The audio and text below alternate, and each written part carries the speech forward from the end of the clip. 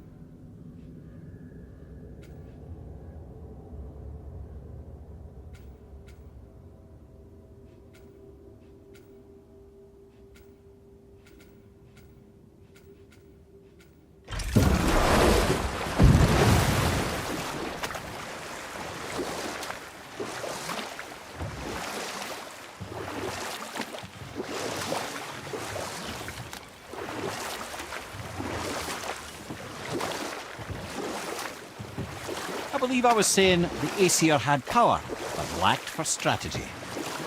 And so, a stranger from a far-off island found himself with Odin's ear, trusted as he trusted no one but himself. You know what? I'll tell this one.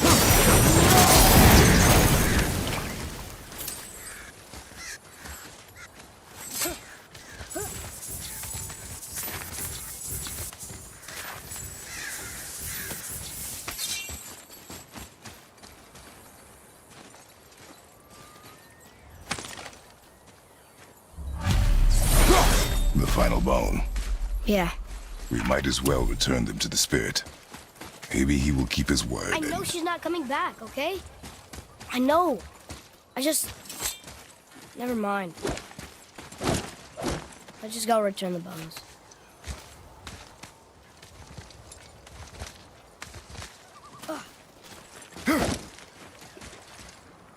I wonder why Goofy's bones are all over the place. Desecration, typically. Pieces of scattered corpse make for a piss-poor soul. No hope for Valhalla or Helheim when your arm's on one beach and your head's on another. Why not ask the spirit? I'm sure he will be forthcoming with answers.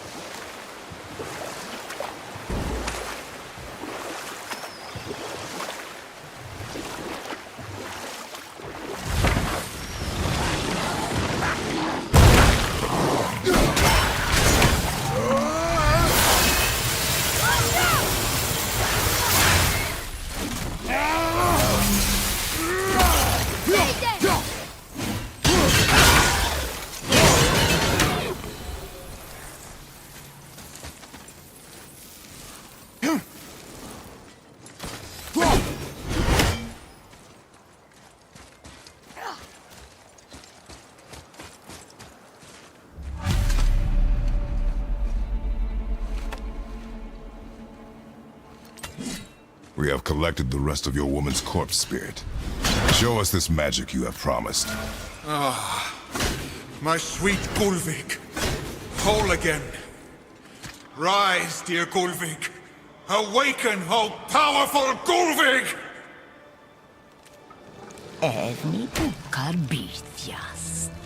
She says she'll honor our request. And reunite us? Okay, you were right.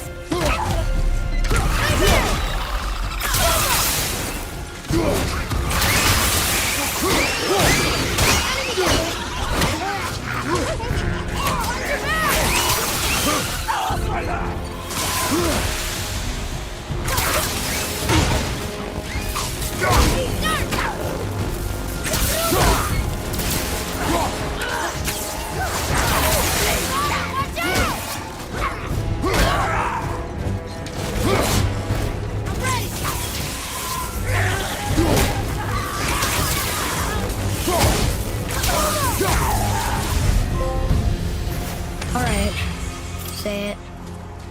I told you so. I told you so. You are naive, foolish boy. This is true as well. But do not take your disappointment out on me, boy. Take it as a lesson. Yes, sir.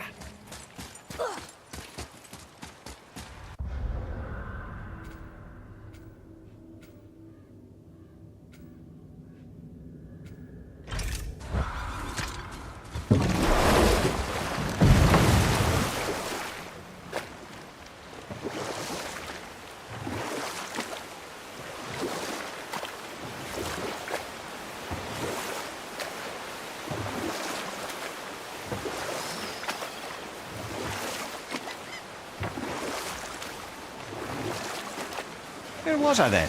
You'd become Odin's most trusted advisor. Aye. And with that kind of power, laddie, I must confess, there are perks. Yeah, but he's Odin. I never claimed to be perfect, laddie, only clever. And often too clever by half.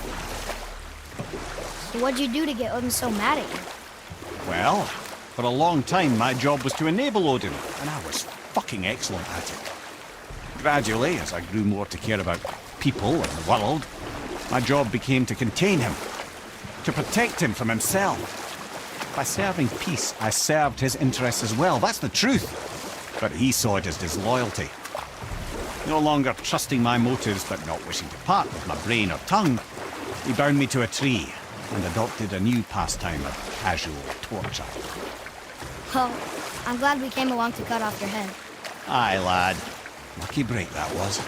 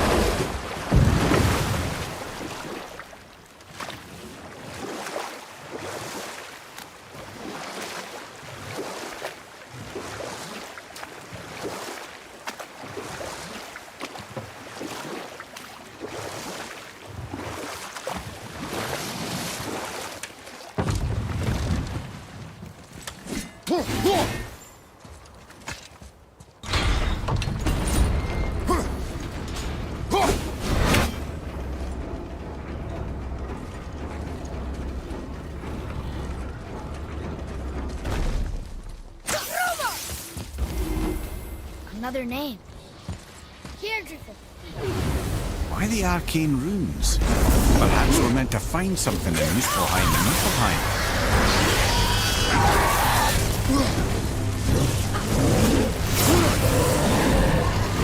Ready and wait.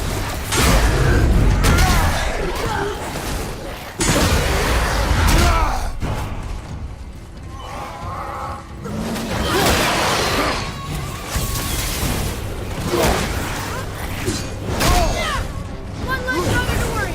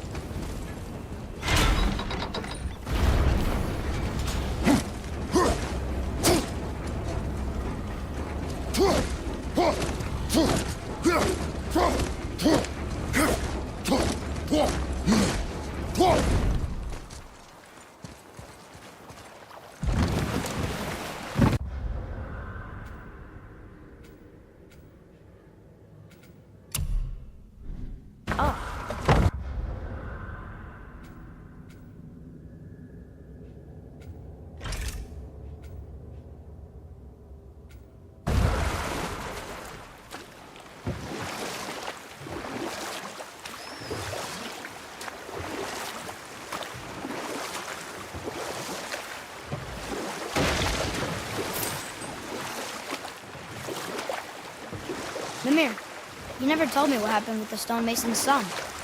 Hrimthur, son of Thamur. After completing his father's masterwork, the Great Wall of Jotunheim, he thought of nothing but making the Aesir pay for their crimes against the giants. Once he longed to fight Thor, but tragedy had brought wisdom to Hrimthur, and cunning. He observed that Asgard's walls were half-built and shoddy, for no Aesir god could be bothered with such tiresome labor. Or I can just tell you the story later.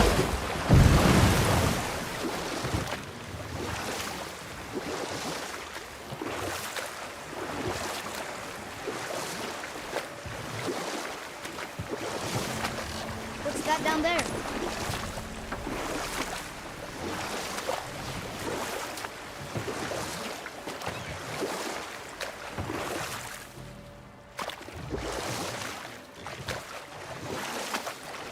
We were at the stonemason's son, plotting revenge, observed the shoddiness of Asgard's walls. So Hrimthur adopted the guise of an ordinary man and made the Aesir an offer. He would build them majestic new walls, and if he couldn't build them within 2 turns of the season, they would owe him nothing for his labours. And if he succeeded, he asked only for an audience with the goddess Freya. Odin agreed, knowing the task was impossible, but intrigued by the stranger. Hrimthur made short work of it, of course. He had the benefit of his father's training and the aid of a magical stallion for fetching stones. Odin was not happy to find himself on the losing end of the wager, but he seemed to uphold his end of the bargain. Freya was sent to meet the mason, and to her surprise, he wanted only to whisper something in her ear. That being done, he made his way out of Asgard. And when he found Thor awaiting him at the gates of Midgard, he knew he had been double-crossed. But he didn't care, because his plan was complete. It was? What did he say to Freya? Only she could say for certain, but I've had many moons to work it out. Hrimthur knew that Freya loathed the Aesir, despite her marriage to Odin, and I believe he gave her the secret to Asgard's defences.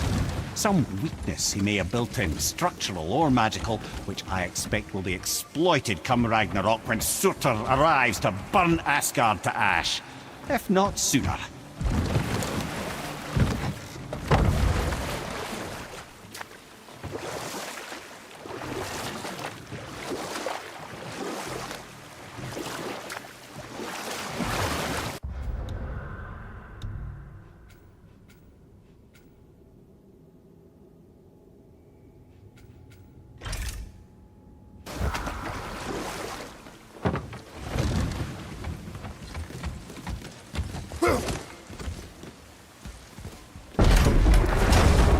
Mimir, what else did the serpent tell you when you spoke? Kinda sounded important. I'm sure it's nothing. He just said the boy seemed familiar to him. Me? That's impossible. Oh, I quite agree. Unless, perhaps, he refers to something yet to be. It is said that when Jormungandr and Thor battle at Ragnarok, their clash so violently shakes the tree of life that it splinters, casting the serpent backward through time, even before his own birth. What? That is madness. Well, I did say not to concern yourself.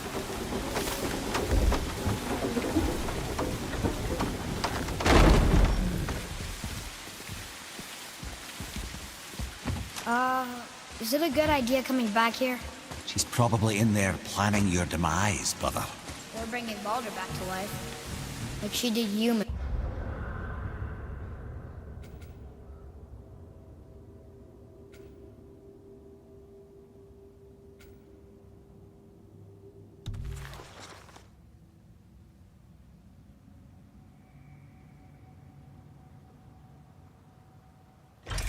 Mimir.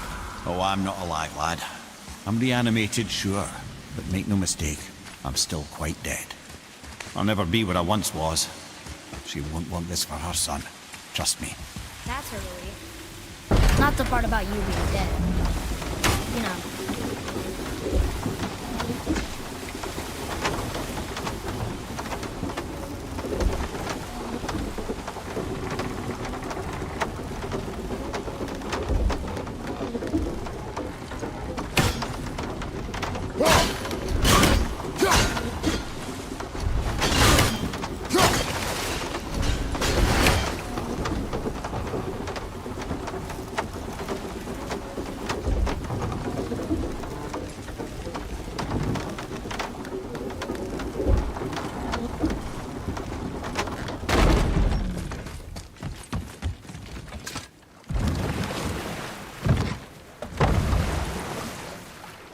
Oh.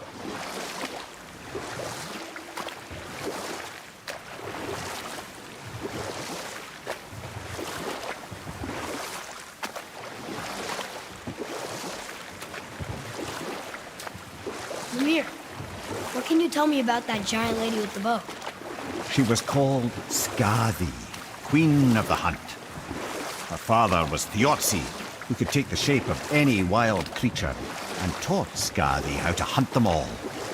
From the ribs of pack beasts, she fashioned second feet, allowing her to glide upon the snow so no animal could evade her. She became a huntress beyond compare, even to any god.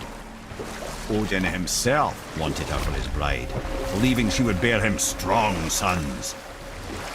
But she spurned his affections, and for that insult, Odin vowed revenge. It was put forth that the Aesir were plagued by an eagle who would steal the precious golden apples of Idun. Not even the finest archer among the gods could bring it down. Odin knew that Skadi could not resist the temptation to prove herself superior, and so she joined the hunt. Skadi tracked the eagle as it flew where she alone could glide, and loosed an arrow from her unerring bow. When she collected her quarry, she found no eagle at all, but her own father, poor Thiotzi, slain by his own daughter. She was overcome with grief and shame, for there is nothing nature so reviles as a child who kills their parent. Skadi succumbed to her fate as winter's blanket fell, holding her father as the mountain held her in an embrace to last eternity. Well, that was sad. Aye. There aren't many happy endings for the giants, I'm afraid.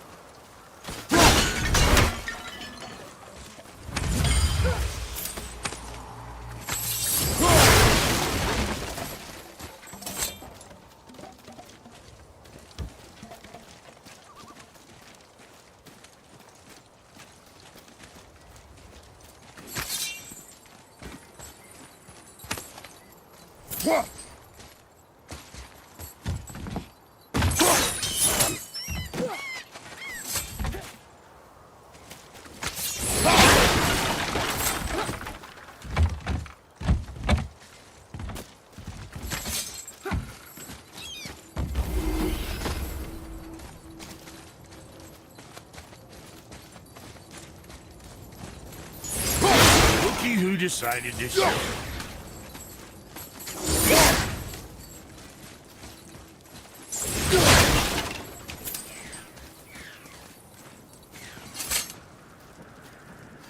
Talk to this here ring. What?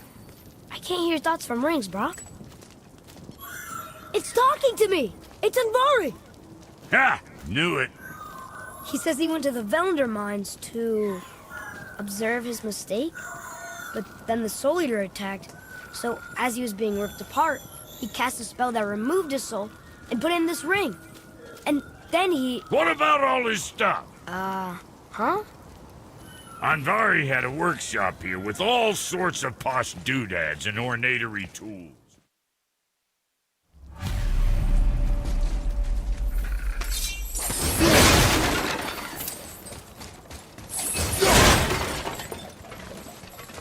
Oh.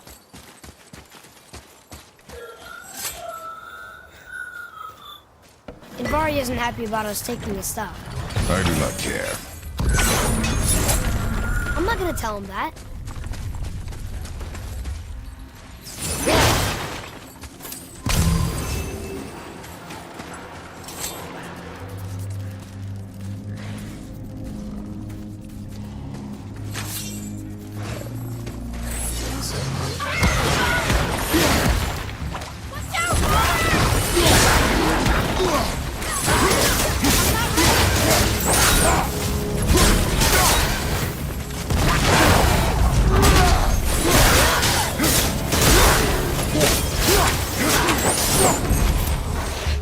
I'm set!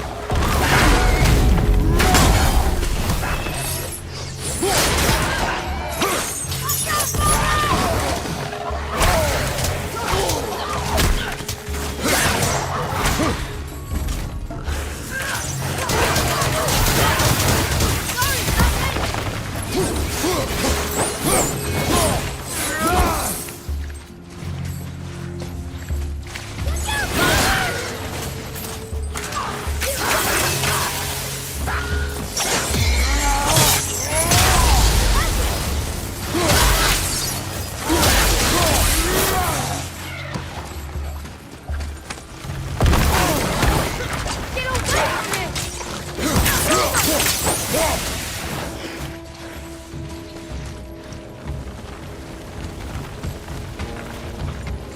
Careful!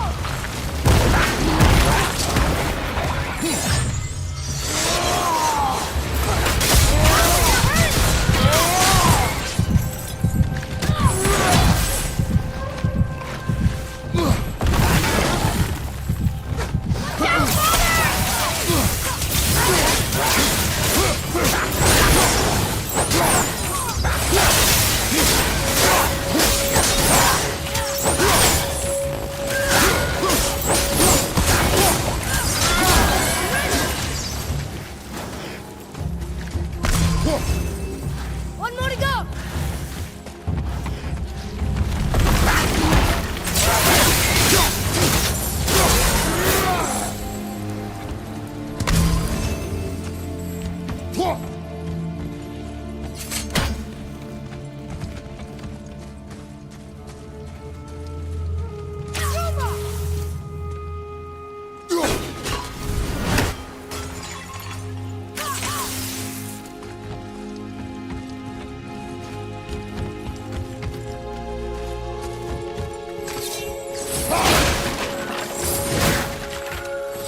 Ivari says this dwarf was part of his crew. That he died because of his mistakes. He sounds sad. The ring's grief is of little importance, boy.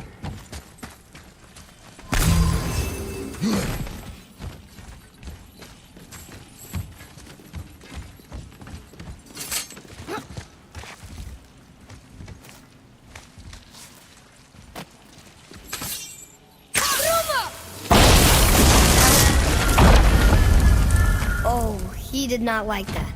He's warning us not to go down there. Stop listening to the ring, boy. Cannot be trusted.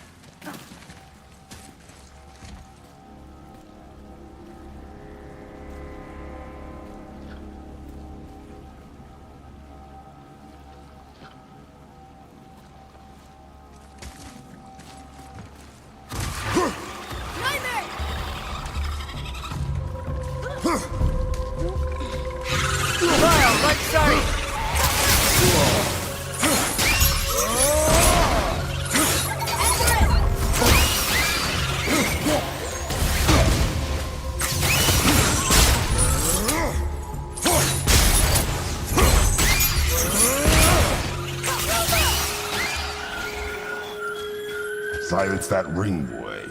I don't know how.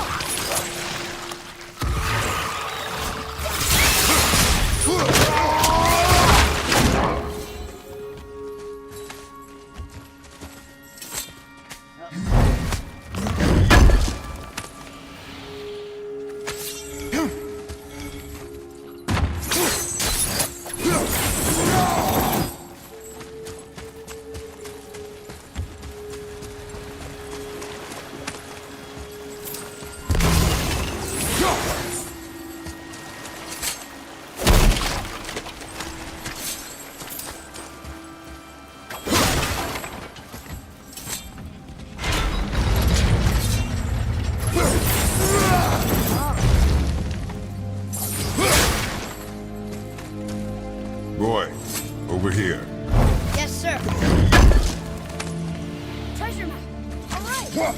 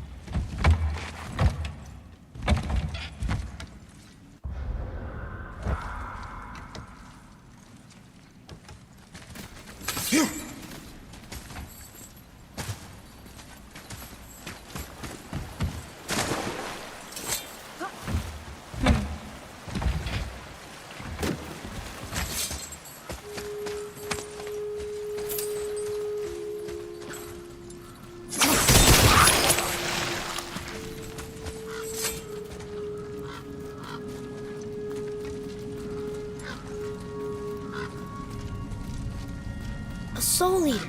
And a traveler. Guard up.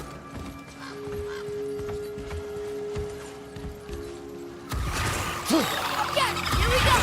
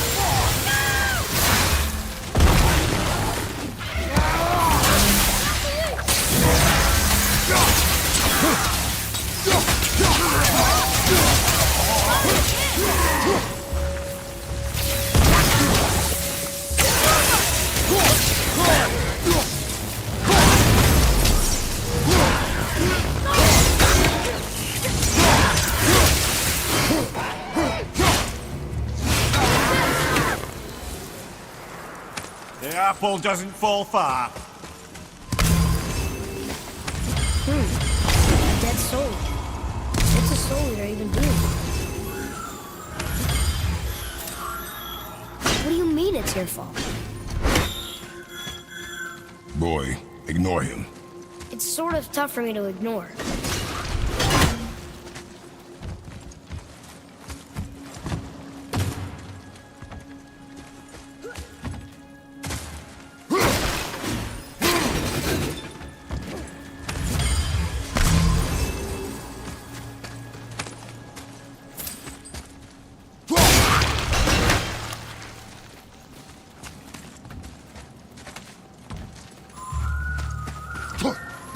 He says this chest will trigger a bunch of traps.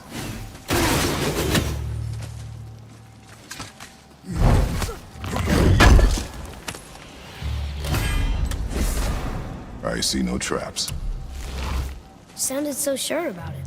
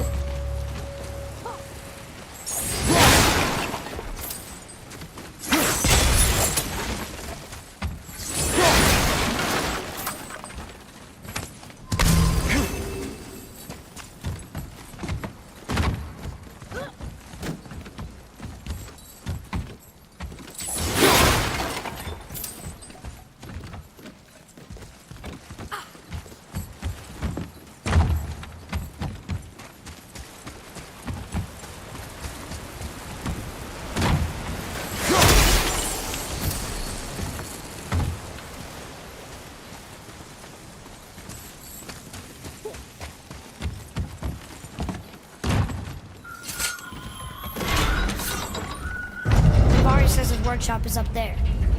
But I know. Don't trust the talking ray.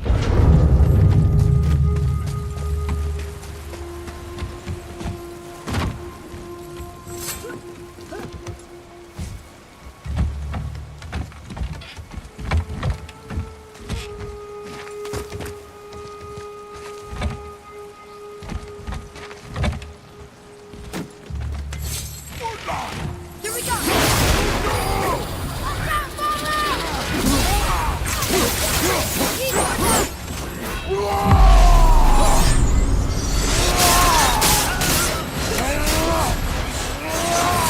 At the red.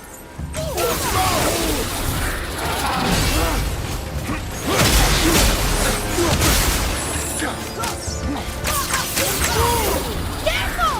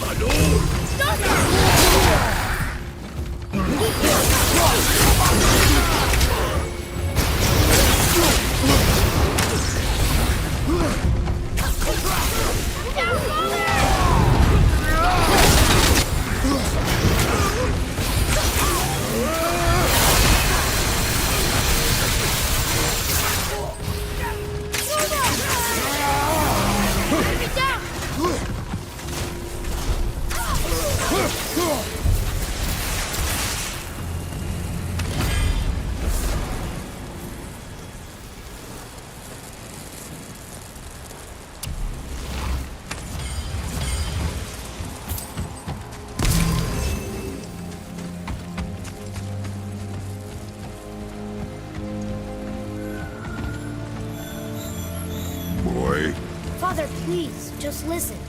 Invari's crew did something bad here. He's glad you destroyed his lab, and he's sorry you kept trying to trick us. His hammer is just through this gate.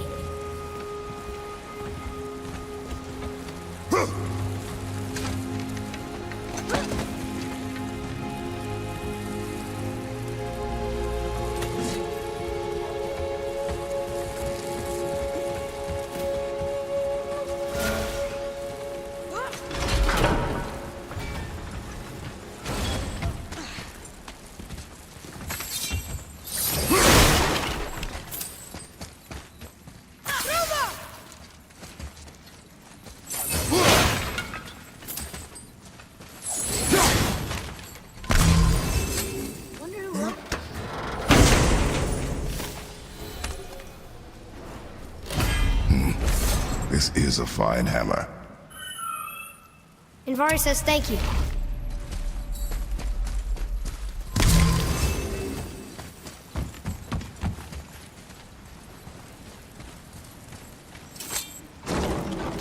Can we keep him? We will talk to the blue one. Be ready!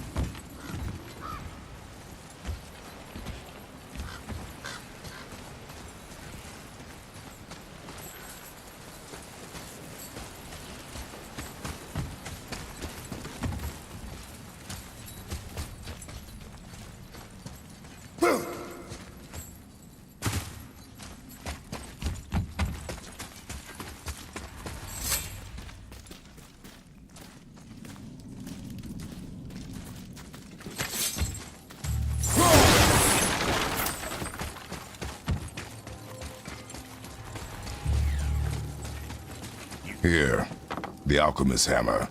His spirit is a nuisance. Yeah, Anvari always was an asshole. Hell of an alchemist, though. Hand him over here and I'll milk. What? Father.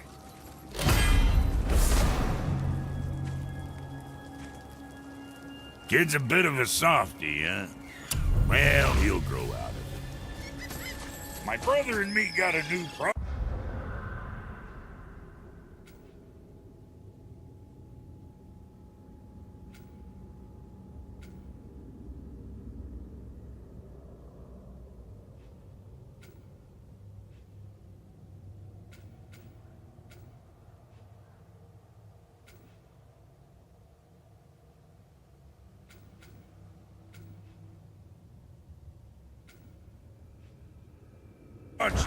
Come see us at the temple if it so please you.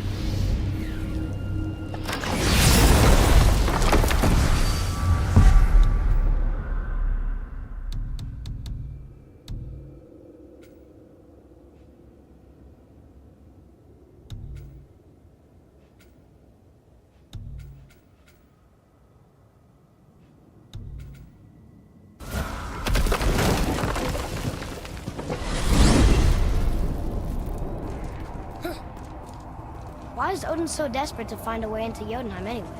He's convinced the giants hold the key to changing his fate when Ragnarok comes. They are the Aesir's oldest enemies, after all. And it's their army that's supposed to do him in the end. But more than that, he covets their gifts of prophecy. He wants to know what they know and see what they see. So much suffering could have been avoided if his insatiable curiosity was not so much stronger than his wisdom. What do you mean? Ah, remind me to tell you why they call him the Lord of the Hanged.